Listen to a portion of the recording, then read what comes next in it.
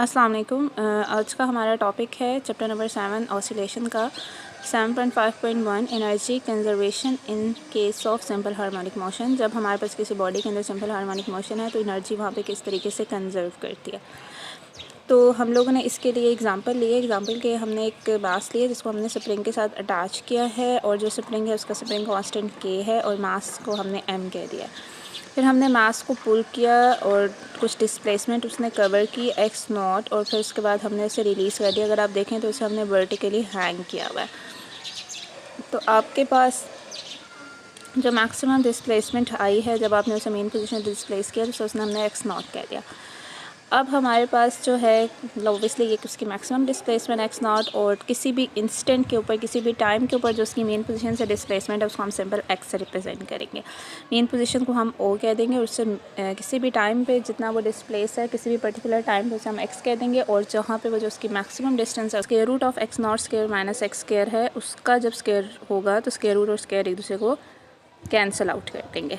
अब यहाँ पे एक छोटा सा जो है वो मैथमेटिकल चीज़ यूज़ की गई है जिसमें हमारे पास बेसिकली फॉर्म क्योंकि हमारे पास mass attach to spring system है और हमने जो पहला टॉपिक किया था मास अटैच टू स्प्रिंग वाला उसमें हमने देखा था कि ओमेगा स्क्वायर होता है के बाय एम के। ठीक है, तो हमारे पास के की वैल्यू बराबर होगी एम ओमेगा स्क्वायर के। तो इस चीज़ को देखते हुए यहाँ पे इन्होंने जो हमारे पास ब्रैकेट के बाहर एम ओमेगा स्क्वायर आया है उसकी जगह इन्होंने के पुट कर दिया। तो ये हमारे पास काइनेटिक एनर्जी का रिलेशन आ गया। अब ये तो एक जनरल रिलेशन आ गया, किसी भी इंस्टेंट किसी भी पोजीशन एक्स के ऊपर जब पार्टिकल है और उसकी हमने काइनेटिक एनर्जी फाइंड करनी है तो उस पोजीशन एक्स को हम पुट करेंगे और हमारे पास उस पॉइंट के ऊपर काइनेटिक एनर्जी आ जाएगी। अगर x की वैल्यू ज़ीरो हो मतलब हमारे पास जो हमारा ऑसिलेटर है वो अपनी मेन पोजीशन पे हो, x ज़ीरो है तो इस मीन के उसकी पोजीशन मेन पोजीशन है, मेन पोजीशन से पास कर रहा है, x की वैल्यू ज़ीरो है तो ऑब्वियसली आपके पास 7.11 इक्वेशन में एक्स स्क्वायर ज़ीरो हो जाएगा तो पीछे half k x not square रह जाएगा। तो ये वो पॉइंट है जिसके ऊपर काइनेटिक एनर्जी मैक्सिमम है। अगर आपको याद हो तो मैंने आपको थोड़ा सा वेलोसिटी वाली चीज़ बताई थी। एक मैंने आपको ये बताया था कि हमारे पास जब हमने ये वाला रिलेशन देखा था 7.4 तो मैंने आपको बताया था कि जब आपके पास पार्टिकल मेन पोजीशन पे है मतलब x इज इक्वल टू 0 है तो वेलोसिटी मैक्सिमम है और जब एक्सट्रीम पोजीशन पे है मतलब x is equal to r के ऊपर है तो स्क्वायर रूट के अंदर जो टर्म्स आ रही हैं R square minus R square वो 0 हो जाएंगी तो वेलोसिटी 0 हो जाएगी। तो अगर हम उस चीज़ को जहन में रखें तो मेन पोजीशन के ऊपर वेलोसिटी जो है वो मैक्सिमम है तो काइनेटिक एनर्जी भी आप यहाँ पे देख रहे हैं उसकी वैल्यू भी यहाँ पे मैक्सिमम आ रही है half k x not square, मतलब उसमें से कुछ सब्ट्रैक्ट नहीं हो रहा ना। अगर तो एक्स स्क्वायर भी माइनस एक्स स्क्वायर भी साथ आ रहा होता तो इट्स मीन के half k x not square में से मतलब अगर आप इसे देखें तो इस वाले 7.11 रिलेशन को ओपन करें तो आता है half k x not square minus half k x square. तो अगर ये चीज़ ज़ीरो हो जाएगी तो ये पूरी की पूरी टर्म बच जाएगी, लेकिन अगर ये वाली टर्म जो है वो नॉन ज़ीरो होगी, ये वाली मतलब एक्स की कोई ना कोई वैल्यू होगी तो इस टोटल में से कुछ सब्ट्रैक्ट होगा जिसकी वजह से ओवरऑल वैल्यू कम हो जाएगी। तो इसका मतलब ये है कि जब एक्स ज़ीरो हो जाता है तो हमारे पास जो पीछे टर्म बचती है उसमें से कुछ माइनस नहीं हो रहा होता है तो हम ये कहते हैं कि ये जो काइनेटिक एनर्जी है ये हमारे पास क्या है मैक्सिमम है। लाइकवाइज वेलोसिटी में भी ऐसा ही होता है। तो अब हमारे पास क्या है कि हम दो एक्सट्रीम केसेस ही हमने डिस्कस किए हैं। एक हमने मेन पोजीशन जब x इज इक्वल टू 0 है और जब एक्सट्रीम पोजीशन पे मतलब x की वैल्यू x नॉट के बराबर है। देखें x की वैल्यू अगेन मैं आपको बता रही हूँ कि वो कोई भी पोजीशन हो सकती है मास अटैच टू स्प्रिंग की, मास की जो स्प्रिंग के साथ अटैच है मतलब अगर आपके पास स्प्रिंग के साथ एक मास अटैच है, ठीक है, तो ये इस मेन पोजीशन से इधर है इधर है इधर है किसी भी पॉइंट पे है तो ये जो इसका डिस्टेंस है इसको हम x से रिप्रेजेंट करेंगे, लेकिन जब वो बिल्कुल मैक्सिमम डिस्टेंस पे है तो हम उसको x नॉट कहेंगे। ठीक है, तो इसलिए हमारे पास अगर x की वैल्यू x नॉट के बराबर हो जाए मतलब हमारे पास डिस्प्लेसमेंट मैक्सिमम हो जाए वो अपनी एक्सट्रीम पोजीशन पे हो ऑसिलेटर तो उस वक्त हमारे पास ब्रैकेट वाली टर्म्स जो हैं उसमें x की जगह जब आप x नॉट पुट करेंगे तो क्या हो जाएगा x not square minus x not.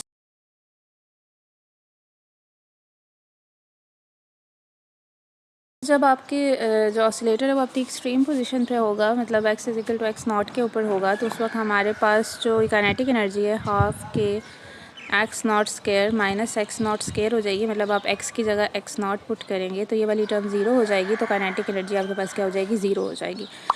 तो मेन पोजीशन के ऊपर आपकी जो काइनेटिक एनर्जी है वो हमारे पास मैक्सिमम है और जो एक्सट्रीम पोजीशन है उसके ऊपर जो काइनेटिक एनर्जी है वो आपके पास ज़ीरो है। तो इस तरह से आपके पास अगर हम पोटेंशियल एनर्जी को देखें तो उसका क्या बिहेवियर है मेन पोजीशन पे ऊपर और एक्सट्रीम पोजीशन के ऊपर। जैसे हमें पता है कि हमारे पास पोटेंशियल एनर्जी जो है वो हमारे पास वर्क या फोर्स से रिलेट करती है, तो इसलिए हम उसके लिए जो है वो फोर्स को देखेंगे सबसे पहले कि हमारे पास जो restoring force simple harmonic oscillator पे लग रही है, ठीक है, वो क्या है। तो सिंपल हमारे पास सिंपल हार्मोनिक ऑसिलेटर पे जो रिस्टोरिंग फोर्स लगती है एफ आर, उसको हम लेते हैं -kx के बराबर। एक्स जो है वो डिस्प्लेसमेंट होती है किसी भी पॉइंट के ऊपर ऑसिलेटर की। और for mass attach to spring, जैसे मैंने अभी आपको बताया के की बराबर वैल्यू होती है m ओमेगा स्क्वायर के बराबर, ठीक है, क्योंकि ओमेगा स्क्वायर बराबर होता है k/m के और ओमेगा हमारे पास बराबर है स्क्वायर रूट ऑफ k/m के बराबर। तो यहाँ पे हमारे पास जो रिस्टोरिंग फोर्स है वो हमारे पास इसके बराबर है -m omega square k x sorry. और अगर हम अप्लाइड फोर्स की बात करें तो इक्वल एंड ऑपोजिट है टू द रिस्टोरिंग फोर्स। तो आपने फोर्स अप्लाई कितनी की वो इसके इक्वली होगी, जो आपके पास 7.14 है, पर साइन माइनस जो है वो प्लस में हो जाएगा, m ओमेगा स्क्वायर x हो जाएगा। तो हमारे पास जो है अब मेन पोजीशन से पार्टिकल ने स्टार्ट किया और वो किसी पोजीशन डिस्प्लेस हुआ, ऑब्वियसली आपके पास किसी भी पॉइंट x तक या एक्सट्रीम पोजीशन तक डिस्प्लेस हुआ। तो फोर्स जो है वो हमारे पास m ओमेगा स्क्वायर x है, जो एक्सटर्नल फोर्स है। तो इट्स मीन कि आपके पास फोर्स x पे डिपेंड कर रही है। तो आपके पास जो है जहाँ पे x 0 हो जाएगा वहाँ पे फोर्स क्या हो जाएगी, 0 हो जाएगी। तो दो पॉइंट्स हम लेते हैं, मेन पोजीशन जहाँ पे x 0 है और एक एक्सट्रीम पोजीशन जहाँ पे x की वैल्यू जो है वो x0 के बराबर है। तो एवरेज फोर्स उस बॉडी के मतलब फोर्स इज चेंजिंग ना with time, force is not.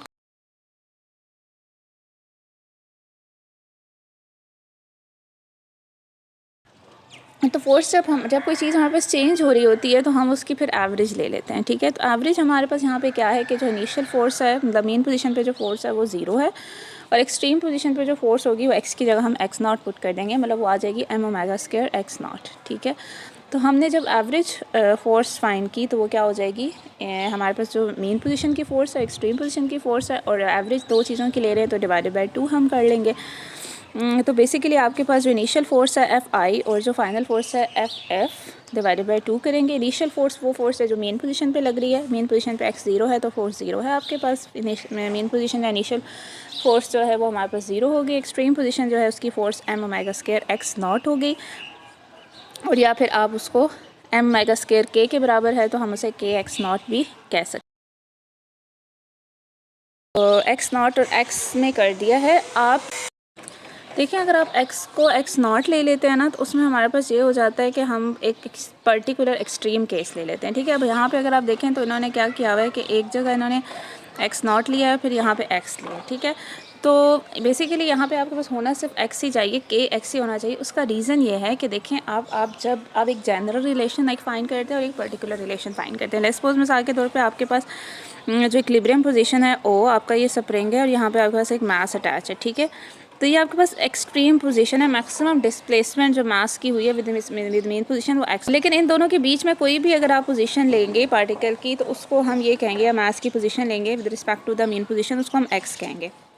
तो लेट्स सपोज अगर मैं किसी भी बीच की इंटरमीडिएट किसी पॉइंट के लिए मैं एवरेज फोर्स फाइंड करना चाह रही हूँ, तो क्योंकि अगर मुझे पोटेंशियल एनर्जी फाइंड करनी है तो पोटेंशियल एनर्जी मैं किस पॉइंट पे फाइंड करना चाह रही हूँ, तो जिस पॉइंट पे फाइंड करना चाह रही हूँ उसी पॉइंट की एवरेज फोर्स मुझे चाहिए ना। तो उस पॉइंट की जब मुझे एवरेज फोर्स चाहिए तो अब वो ज़रूरी तो नहीं है कि वो पॉइंट सिर्फ x0 ही हो, ठीक है। वो पॉइंट अपने मेन पोजीशन से स्टार्ट किया, किसी पोजीशन x तक आप गए हैं, तो आप इनिशियल पॉइंट यही लें मेन पोजीशन, और फाइनल पॉइंट कोई भी आप x ले लें, ठीक है। तो उस हिसाब से आप ये कह दें कि हमारे पास जो रिस्टोरिंग फोर्स है, ये अप्लाइड फोर्स है, वो k x के बराबर है, और k हमारा जो है वो m ओमेगा स्क्वायर है। तो ये हमारे पास m ओमेगा स्क्वायर x के बराबर हो जाएगी। तो ये एक जनरल रिलेशन आ जाता है। तो इसमें आप सिर्फ वही वाला पॉइंट ले रहे हैं, उसी पॉइंट पर एवरेज फोर्स ले रहे हैं जो एक्सट्रीम पॉइंट है। लेकिन जब आप सिंपल x लेते हैं तो इसका मतलब ये है कि स्टार्ट से लेके एंड तक किसी भी पॉइंट के ऊपर आप जब एवरेज फोर्स फाइंड करेंगे तो आप ये यूज़ कर सकते हैं। नॉर्मली बच्चों का यही चीज़ होती है कि उनके जहन में ये होता है कि इनिशियल एंड फाइनल पॉइंट्स, देखिए हमें यही लग रहा होता है कि स्टार्टिंग और एंडिंग, इनिशियल और फाइनल हमें यही लग रहा होता है। लेकिन ये हमारे पास एक्चुअली हमारा जो है ना, अब लेट्स सपोज मिसाल के तौर पे अगर आप 0 से लेके x0 तक लेके जा रहे हैं तो और फोर्स लगेगी ना, और 0 से लेके x कोई भी पोजीशन है बीच में। लेट्स सपोज आप के पास ये स्प्रिंग है, ठीक है, ये एक्स नॉट है, तो आप बीच में किसी एक्स नॉट बाय 2 किसी पोजीशन तक उसे लेके जा रहे हैं, ठीक है, तो उस पोजीशन पे फोर्स और होगी ना। तो अगर मुझे इस पॉइंट पे पोटेंशियल एनर्जी फाइंड करनी है तो मैं उस फोर्स पोजीशन की रिस्पेक्ट से जो एवरेज फोर्स है तो वो मैं यूज़ करूँगी ना, बजाय मैं एक्स नॉट वाली तो नहीं यूज़ करूँगी ना। तो कहने का मकसद ये है कि हम लोग जनरल रिलेशन जब करते हैं तो हम एक्स लेंगे, जब हम एक्स नॉट ले रहे हैं तो हम उसे पर्टिकुलर कर रहे हैं, हम कह रहे हैं कि सिर्फ एक्सट्रीम पोजीशन पे जो एवरेज फोर्स लग रही है वही बताए, ठीक है। तो इसलिए half M omega square x हो गया, और हमारे पास अब एवरेज फोर्स हमने किसी भी पॉइंट एक्स पे जो एवरेज फोर्स लग रही है निकाली। अब इस रिलेशन का हमें फ़ायदा ये है कि इसमें हम कुछ भी एक्सपुट करेंगे ना, अगर आपको थोड़ी देर ये नहीं भी समझ आ रहा कि ये कैसे आया, वैसे तो मैंने ट्राई किया कि आपको क्लियर कर दूं, लेकिन फिर भी अगर आपको ये समझ आ गया कि ये रिलेशन है half M omega square x, इसमें आप x की कोई भी वैल्यू पुट करेंगे तो आपको उस जिस भी पॉइंट की x की वैल्यू पुट करेंगे उस पॉइंट पे जो एवरेज फोर्स लग रही है वो आ जाएगी। मतलब x इक्वल टू 0 पुट करेंगे तो आपके पास मेन पोजीशन की एवरेज फोर्स आ जाएगी, x equal to x naught put करेंगे तो एक्सट्रीम पोजीशन की एवरेज फोर्स आ जाएगी, और बीच में कोई पॉइंट का x पुट करेंगे तो उसकी एवरेज फोर्स आएगी। तो मतलब एक जनरल रिलेशन से हमें ये फ़ायदा होता है कि आप उसमें जो भी पर्टिकुलर इंस्टेंट पुट करेंगे उस इंस्टेंट की वो चीज़ आ जाएगी, मतलब किसी x पोजीशन के लिए एवरेज फोर्स आ जाएगी। ओके, फिर उसके बाद हमारे पास वर्क जो है उसको कैलकुलेट करने के लिए, क्योंकि पोटेंशियल एनर्जी के लिए आपको वर्क चाहिए होता है, वर्क के लिए फिर आपने एवरेज फोर्स और डिस्प्लेसमेंट आपने लगाई। एवरेज फोर्स आपने फाइंड की half M omega square x, और डिस्प्लेसमेंट ऑब्वियसली अगर किसी पोजीशन एक्स के ऊपर आप एवरेज फोर्स फाइंड कर रहे हैं तो डिस्प्लेसमेंट भी फिर ऑब्वियसली उस पॉइंट की एक्स ही होगी, तो half M omega square x square, ठीक हो गया। यहाँ पे डिस्प्लेसमेंट आपने एक्स पुट कर ली, तो हमारे पास वर्क हो गया half M omega square x square. तो according to the work energy principle, जितने भी किसी बॉडी के ऊपर आप वर्क डन करते हैं वो as a potential energy store हो जाता है, ठीक है। तो आपने जो फोर्स अप्लाई किया आपने उसको डिस्प्लेस किया फ्रॉम द मेन पोजीशन, तो वो due to elasticity of the spring वो इलास्टिक पोटेंशियल एनर्जी की फॉर्म में वो स्टोर हो गया, ठीक है। ये हमारे पास जो मास ऑफ स्प्रिंग सिस्टम है जिसमें मास ऑफ स्प्रिंग है, तो वो एक उसको आपने ऑब्वियसली अपनी मेन पोजीशन डिस्प्लेस किया, तो वो अपनी जो आपके पास सिस्टम था वो क्योंकि एक इलास्टिक सिस्टम था, तो उसके अंदर आपने जब वर्क किया तो जो एनर्जी स्टोर हुई वो आपके पास इलास्टिक पोटेंशियल एनर्जी जो है वो स्टोर हो गई। अब वो जो वर्क डन आपने किया एक्चुअली वो एज अ पोटेंशियल एनर्जी उसके अंदर स्टोर हो गया half M omega square x square, ठीक है। एम ओमेगा स्क्वायर के बराबर है, ठीक है। तो यहाँ पे हमारे पास potential energy half k x square हो गई। तो अब देखें यहाँ पे अगर आपने मेन पोजीशन की पोटेंशियल एनर्जी फाइंड करनी है तो आप एक्स को 0 पुट कर दें, पोटेंशियल एनर्जी 0 आ जाएगी। और extreme position x equal to x naught की पोटेंशियल एनर्जी फाइंड करनी है तो वो आपके पास simple half k x not square हो जाएगी, जो कि मैक्सिमम है। तो यहाँ से हमें ये पता चला कि काइनेटिक एनर्जी जो हमारे पास आई वो हमारे पास मेन पोजीशन पर मैक्सिमम आई, एक्सट्रीम पोजीशन पर 0 आई, और यहाँ पे हमारे पास जो पोटेंशियल एनर्जी आई वो मेन पोजीशन पे जो है वो हमारे पास 0 आई और एक्सट्रीम पोजीशन पे मैक्सिमम आई। तो मतलब जिस पॉइंट पे काइनेटिक एनर्जी मैक्सिमम है वहाँ पे काइनेटिक एनर्जी 0 हो रही है। तो इसका मतलब ये हुआ कि ये दोनों एक दूसरे मतलब कन्वर्ट हो रही हैं एक दूसरे के अंदर। अब मज़ीद हम इसको एलेबोरेट करेंगे, इसको एलेबोरेट इस तरह से करेंगे कि फिर टोटल एनर्जी किसी भी इंस्टेंट पे क्या होगी। ये तो हमें पता चल गया कि एक पॉइंट पे मीन और एक्सट्रीम हमने सिर्फ 2 पॉइंट्स लिए हैं, 2 पॉइंट्स पे मेन पॉइंट पे काइनेटिक एनर्जी मैक्सिमम है, पोटेंशियल एनर्जी 0, एक्सट्रीम पॉइंट पे पोटेंशियल एनर्जी मैक्सिमम है, काइनेटिक एनर्जी 0 है। तो टोटल एनर्जी किसी भी पॉइंट के ऊपर अगर आपने किसी बॉडी के सिंपल हार्मोनिक मोशन जो एग्जीक्यूट करिए उसमें फाइंड करनी है तो क्या होगा। तो as the energy of simple harmonic oscillator at displacement x is partially kinetic and partially. तो मेन और एक्सट्रीम पोजीशन पे ये है कि मेन पोजीशन पे सारी एनर्जी काइनेटिक एनर्जी होती है, एक्सट्रीम पोजीशन पे सारी एनर्जी पोटेंशियल एनर्जी होती है, लेकिन बीच के जो पॉइंट्स होते हैं ना उन पॉइंट्स के ऊपर जो एनर्जीज़ होती हैं वो दोनों का सम होती हैं, क्योंकि बीच में कोई ऐसा पॉइंट नहीं होता दोनों के एक्सट्रीम और मेन पॉइंट के जहाँ पे दोनों 0 हो रही हो, मतलब कोई एक भी 0 हो रही हो, मतलब उसमें दोनों की कोई ना कोई वैल्यू होती है। तो किसी भी डिस्प्लेसमेंट एक्स के ऊपर between main and extreme position कुछ पार्ट काइनेटिक एनर्जी का होता है, कुछ पार्ट पोटेंशियल एनर्जी का होता है इन द टोटल एनर्जी। तो किसी भी डिस्प्लेसमेंट एक्स के ऊपर जो टोटल एनर्जी होती है वो kinetic energy plus potential energy का सम होती है। तो अभी आपने जो चीज़ जहन में रखनी है वो ये रखनी है, जैसे आप पोटेंशियल एनर्जी देख रहे हैं तो पोटेंशियल एनर्जी का एक जनरल रिलेशन है विच इज़ 7.18 जो कि है हाफ के एक्स के। एक उसका पर्टिकुलर रिलेशन है at x equal to x naught जो एक्सट्रीम पोजीशन पे है विच इज़ 7.18, ठीक है। वो आपको ये बता रही है कि at the extreme position half k x not square है। और फिर उसके बाद उससे नेक्स्ट वाला है 0 का, वो है हमारे पास मेन पोजीशन पे। फिर इसी तरह काइनेटिक एनर्जी का भी एक जनरल रिलेशन है विच इज़ 7.11, ठीक है।